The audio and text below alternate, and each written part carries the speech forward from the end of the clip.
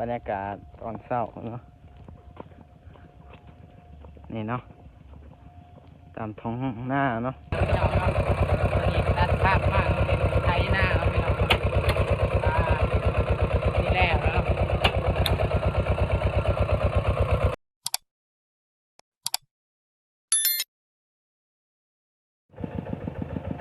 ปลาโถคอยพี่น้องเนาะน้องเด่นสิข้อยางเนาะรถไถก็มีเนาะแต่ว่าอยากถ่ายธรรมชาติเนาะพ่อแม่พี่น้องเนาะปลานี่เนาะนี่ก็จะเป็นสวนมันเนาะปลาโถพี่น้องเนาะวิวโอ้งามขนาดเนาะทางลุ่มก็จะเป็นทุ่งนาคือกันเด้อพ่อแม่พี่น้องเนาะนี่เนาะก็ต้นหมากม่วงเนาะ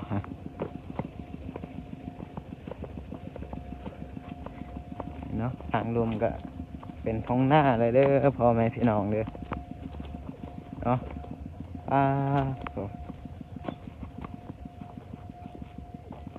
ตอนเช้าๆพ่อแม่พี่น้องเนาะมื้อนี้ก็สิมา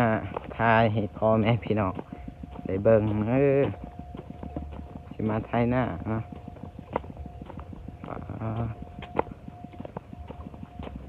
โธ่เนาะทางลมก็จะเป็นน้องน้ำโธ่พี่น้องเนาะหันหน้าหันตามาทางนี้เนาะก่อนอื่นก็กราบทักทายสบายดีและสวัสดีพ่อแม่พี่น้องปองปายเบิร์ดสุขูสุคนเนาะบ่ว่าจะอยู่ภายในและก็ต่างประเทศเนาะการยินดีต้อนรับเข้าสู่ซองบ่าวเด่นชาแนลคือเก่าคือเดิมเนาะพ่อแม่พี่น้องเนาะปลาโถเนาะพี่น้องบรรยากาศตอนเช้าๆบ้านน้องเด่นเองเนาะโถตอนนี้เขาก็ย่างไปทงหน้าเนาะพี่น้องเนาะไปไทยหน้าเนาะพ่อแม่พี่น้องเนาะนี่เนาะเดินใส่เบิ้งวิวเด้อพ่อแม่พี่น้องเด้ออันนี้ก็จะเป็นทางไปทางหน้าเนาะพ่อแม่พี่น้องเนาะโหเนาะนี่เนาะนี่ก็จะเป็นหน้าคือกันเนาะพ่อแม่พี่น้องเนาะเดี๋ยวน้องเดินสิขอตัดตอนไทยหน้ากันเลยเนาะพ่อแม่พี่น้องเนาะพี่น้องเนาะวันนี้ตัดภาพมากไทยหน้าเนาะพี่น้องนี่แล้วเนาะ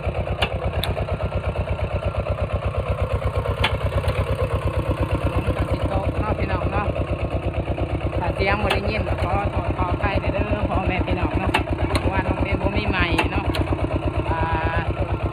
ถ่ายไปนี่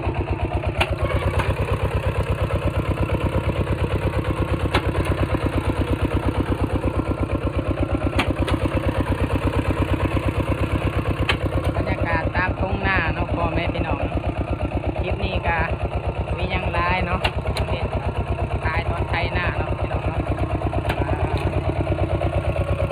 ไทยเกือบแล้วเนาะ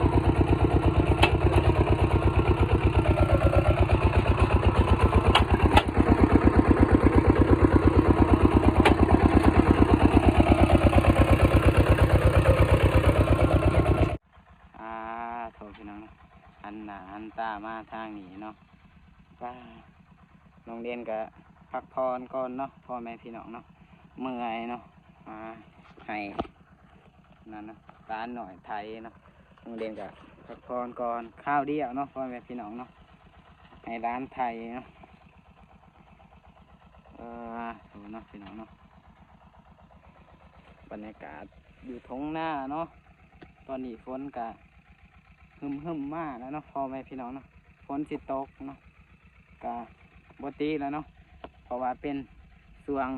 สีดำหน้าเนาะพ่อแม่พี่น้องเนาะฝนกะสีตกแน่เนาะพ่อแม่พี่น้องเนาะเดี๋ยวน้องเด่นสีหันก็โถพี่น้องเนาะอยู่ทุ่งหน้าเนาะฝนกะสีตกเนาะพ่อแม่พี่น้องเนาะตอนนี้ที่นี่น้องเด่นกะไถ ทยคือกันเนาะพ่อแม่พี่น้องเนาะเนี่ยเนาะอยู่ทงหน้าโบแมนของน้องเด่นเนาะของพี่สาวสาไทยเอิญเนาะสาลาวก็เป็นของเอื้อยเนาะพ่อแม่พี่น้องเนาะฝนก็สิตกย่อยลงมากเนาะแตบๆแล้วเนาะพ่อแม่พี่น้องโอ้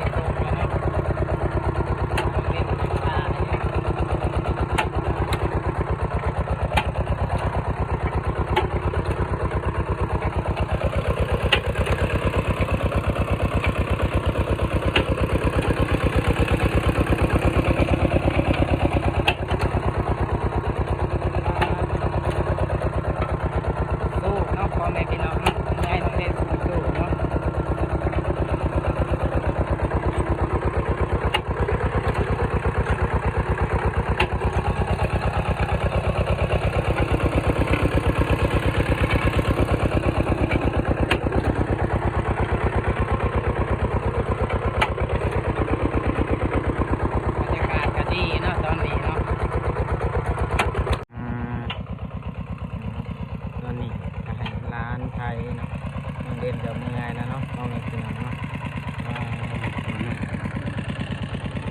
ตอนนี้ก็ประมาณ11 โมงแล้วเนาะพ่อแม่พี่น้องเนาะนี่เนาะเริ่มริ้วเข่าแล้วเนาะไทยนะพี่น้องร้านของไทย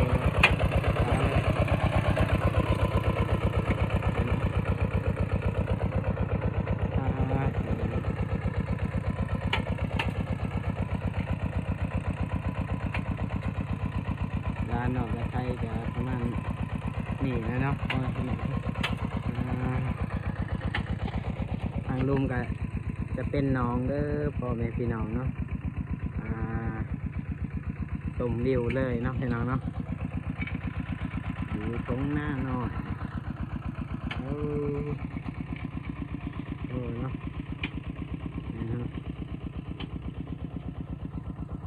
ทางเครื่องก็จะเป็นเทียงเด้อพ่อแม่พี่น้องเนาะเนาะทางก็จะเป็นเอื่อยเนาะ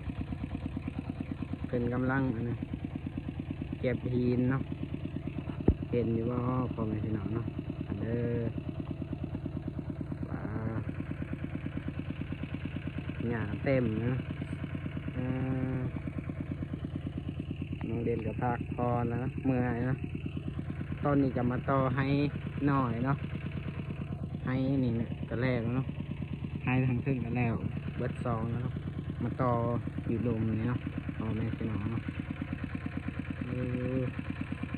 หมอกก็ลงมากเนาะพ่อแม่พี่น้องเนาะโอ้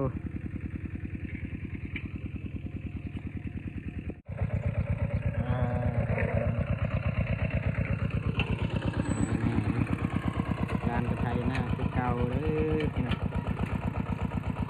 ยังมาทันแล้วเนาะที่แล้วแล้วเนาะพ่อแม่พี่น้องเนาะ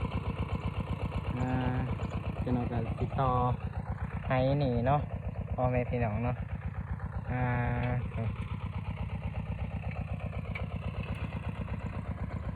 บรรยากาศเย็นสบายเนาะมื้อนี้บ่มีแดดเนาะมีแต่หมอกความเนาะพ่อแม่พี่น้องเนาะทางลุมกับน้องเด้อพ่อแม่พี่น้องเนาะปลาเนาะ